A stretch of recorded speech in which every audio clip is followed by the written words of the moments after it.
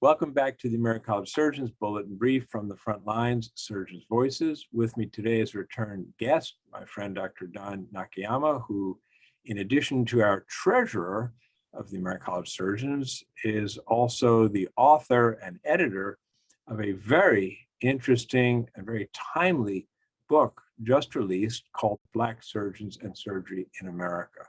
Welcome, Dr. Nakayama. Hi, Steve. Glad to be here. Great to have you back, and I was thrilled to get the book in the mail a couple of weeks ago. I didn't honestly know it was coming, and it's the best gift to get is one that's unexpected, I guess. It was a real surprise when I opened it and started thumbing through it. I said, this is fantastic, and clearly not everybody knows about it, because just having finished on the Border Regions, I wasn't aware it was going to be landing on my desk. So I'd like you to share some of the fruits of your labors with our audience. Maybe you could start out just telling us the impetus for the project and how you got started. Yeah, thanks, Steve. It's definitely a labor of love. It took the better part of probably a year and a half, maybe up to 2 years. It started in 2019, and it came about because I thought it'd be a good idea to have a book or a compendium of articles that chronicled the history of Black surgeons and surgery in America. And that turned out to be the title. I knew that through my work in the History and Archives Committee that there were a number of really good contributions, posts and articles that were written by participants in the History and Archives Committee, and especially through the annual poster competition at American College of Surgeons, residents and medical students, writing on these very heroic figures in American history, of whom all of them were Black surgeons, and all of them overcoming significant obstacles in terms of racism and civil rights. And I thought their example was just heroic, and it was a good story to retell, especially for younger Black surgeons or younger medical students or people who are interested in the story just in history in general. It's very inspiring, and a lesson that says that the work is not done, that we still have a lot to do as far as overcoming racism and overcoming the tragedy and the current health crisis of health disparities between races in this country. It's as old as the country itself. So I knew that there was a body of literature out there. I knew that there are real important articles on important figures in Black American surgery by Eddie Cornwell specifically, who did wonderful full-length academic articles on such figures as LaSalle Fall and Claude Organ and Asa Yancey, with real respect and affection. I thought that was touching. And I had done a couple of pieces on Martin Luther King, the first attempt on his life in New York City, in Harlem, and also on Louis T. Wright, the famous civil rights activist who was director of surgery at the Harlem Hospital. And so I thought that putting all these together would make a fine publication. And I pitched it to Patricia Turner, who was then the director of member services. She's executive director of the American College of Surgeons now, but then she was in charge of the archives, of which I was the committee head. And she said, fine, let's do it. And so it was important to get that obviously okay. And she committed the resources to get the illustrations, to commit the time of the head archivist, Megan Kennedy, who was invaluable in all this. She got the figures, she got the provenance, and make sure that we got the appropriate rights to republish. And then we just said, we contacted LD Britt, and Dr. Britt said, yeah, it seems like a good idea. Let's go ahead and do it. And so with that, we went ahead and started to construct this. And an important ally to get involved in this always is Peter Curnahan of the University of Minnesota. And he's a real historian, okay? He's a PhD historian.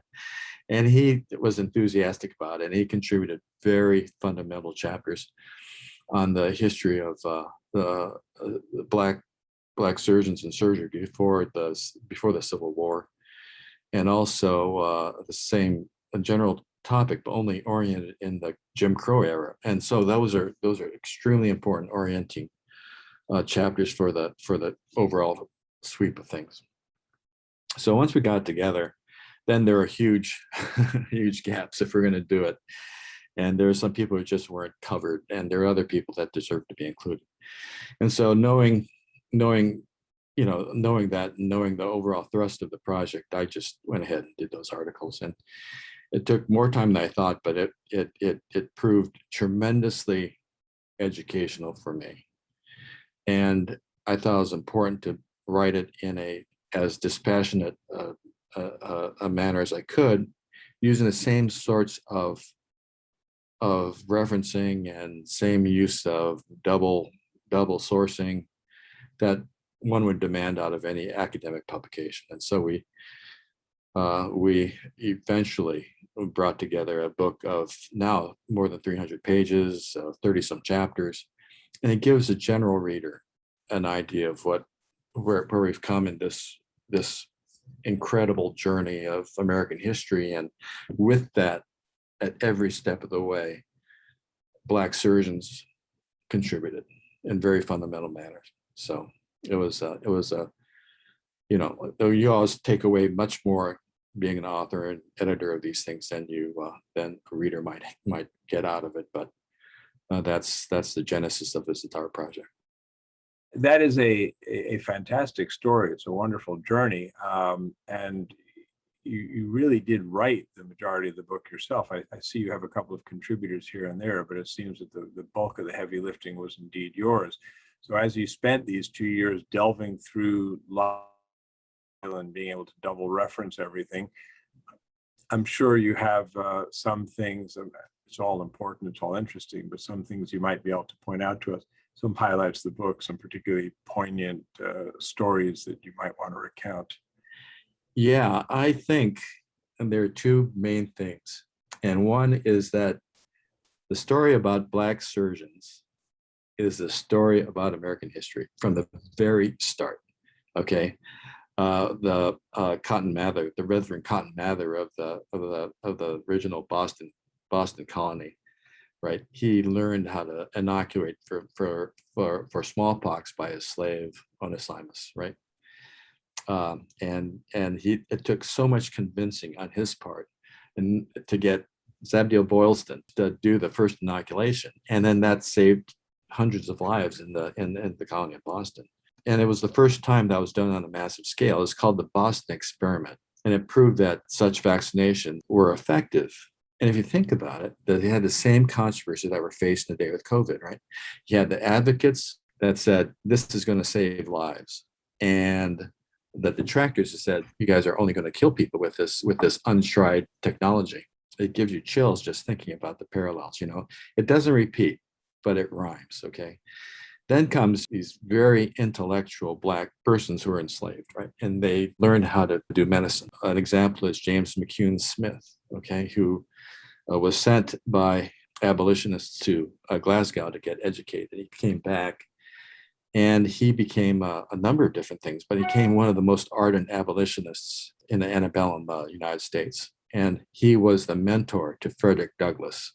And then you've got the Jim Crow story and the Black surgeons who had to organize their own hospitals because there is no place for them to admit Black patients. And the prime example of that, of course, is Daniel Hale Williams, the first Black fellow of the American College of Surgeons who organized the first hospital owned and operated by a Black surgeon, the Providence Hospital in Chicago, and what he had to overcome there. And the irony of ironies is that the system that they had of Black hospitals, they gave care to the Black community, but they were always financially strapped. They could never have the same quality as the mainstream white hospitals in the North. The only way that the Blacks would have equal access was through the civil rights legislation. And the civil rights legislation was huge, and it integrated everything in American society, okay, from the universities to construction sites to interstate travel on buses, everything was integrated. And that came about because of the civil rights demonstrations in the 1960s. You see the same sort of demonstrations and the riots that we're experiencing in the 21st century. And you remember back in the 1960s how desperate things looked at that time. And it ended in a assassination of President Kennedy. And Johnson used that event to push through the Civil Rights Act. And that's what integrated the hospitals, but it also destroyed the black hospitals, the system of black hospitals that we have. It's an incredible story. And really the integration of hospitals ought to end that story, right? Everything's integrated, everything's fine, but it's not. Okay? We still have this problem of differential outcomes in terms of access to medical schools. There's a stubborn 6% Black student rate in medical schools. You have the disparities in health outcomes with a differential mortality in Black deaths, age of death in the United States. You have problems of everywhere you look of access to care issues that's race-based. And why does that occur? And we're in the midst of defining that. We're in the midst of redefining that. And it's redefining the mission of everything that we've come to know about medicine. The college has always been about the doctor-patient relationship legitimately. But we recognize that if we continue doing the things we are doing now, things are not going to change. There's a real radical reorientation of everything. It brings into question, what does it mean to be a doctor? What does it take? If we do it using the traditional measures, then you have discrimination. You'll always have 6% African American in the workforce, and that's not going to change. It's been that way since the Civil Rights Act. No matter what you do about civil rights and what you do about affirmative action, the same 6%. So we have to say, what does it take to be a doctor? And that redefinition is the thing that's going to move the needle. What does it take to correct the disparities in care? Okay, what does it take to make these curves interpose? Because the same thing that we're doing is going to come up with the same result, right? That's lesson 1 in surgical M&M. You have to make plan B different than plan A, right? If you keep on doing plan A, it's going to give the same result. The traditional fourfold approach to medical care, preventive care, primary care, secondary care, tertiary care, is not going to work if we're going to attack this. What you have to do is recognize that there are social and economic conditions that are at the root of these health disparities. And so what are you going to do about it? What are you going to do within the American system that will even things out? Okay, so that people do get equivalent care. And it's those sorts of things that the history of surgery and the history of Black surgeons and surgery reveal to us, because it's the American story. And how we react to that is going to be our legacy. If we deserve to be part of that great stream of doctors and surgeons that's come before us and will follow us thereafter. Wonderful reflections, and actually some interesting connection and the stories having been sent to Glasgow for training, because of course I think that's where, at least in Scotland, where Edward Jenner was first working with the smallpox variolation before it came across to Boston. So there's a little bit of a loop there in the story that I like. But it's fascinating. I highly commend the book. I will confess I've not yet read all of it. Unfortunately, my day job gets in the way, but I'm determined to. It is just, as you say, packed with information. It's not anecdotal, it's factual. And more importantly, it's a call to action. I mean, if you read it and you don't want to do something, then you haven't read it. You've just looked at it. I mean, you read it and you realize, yes, something, we're aware, but we're not there. Yeah. For me, it was fun because I'm going, holy smokes. Everyone knows the story about Something the Lord Made, about the story of Vivian Thomas and how he helped devise the operation, the Blue Baby operation for tetralogy Fallot.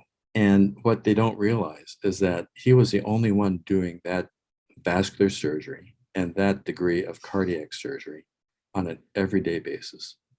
And he was having the dogs that he was operating on survive. And at that time, he was the best vascular and cardiac surgeon in the United States and in the world, notwithstanding Alfred Blaylock. But Alfred Blaylock knew that he had to have Vivian Thomas standing over his shoulder, telling which way to direct the needle on every stitch that he threw. And it's humbling to see that kind of talent in a dog lag, taking care of the dogs as if they were patients, which they were, because the only way that they could tell if the operations worked was whether the dogs survived. And he had to treat the dogs as well as we all treat our patients. And that's an outstanding legacy of professionalism that, you really can't match anywhere in the annals of the history of surgery. And I think this book is a wonderful legacy as well. Thanks. Thanks for doing it. I know it's going to be tremendously acclaimed as more and more people get their hands on it. I've enjoyed hearing about it, and I hope people go out and avail themselves of the opportunity to read it. So thanks for writing it, and thanks for chatting with us today.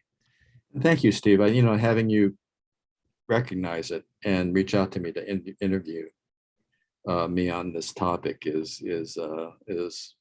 reward enough.